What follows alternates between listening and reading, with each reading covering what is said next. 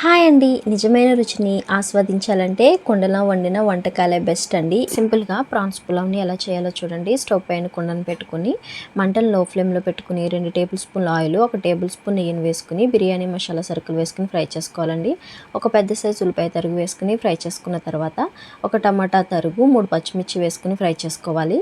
ముందుగానే రొయ్యలకి ఉప్పు, కారం, పసుపు కలిపి పెట్టుకున్నానండి. రొయ్యలు వేసుకుని రొయ్యల్ని ఫ్రై చేసుకున్న తర్వాత ఒక టీ స్పూన్ అల్లం వెల్లుల్లి పేస్ట్, ఒక టీ స్పూన్ గరం మసాలా వేసుకుని మరొకసారి ఫ్రై చేసుకోవాలండి. తర్వాత ఒక గ్లాస్ బాస్మతి రైస్కి 1.5 గ్లాస్ వాటర్ వేసుకుని నీళ్ళని మరిగించాలండి.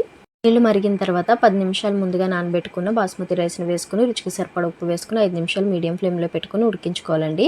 5 నిమిషాల తర్వాత మంటను లో ఫ్లేమ్లో పెట్టుకుని ఉడికించుకుంటే పులావ్ అనేది ఈ విధంగా రెడీ అవుతుందండి. తర్వాత కొంచెం గరం మసాలా, కొంచెం కొత్తిమీర వేసుకుని మరొక 2 నిమిషాలు ఉడికించుకోవాలి.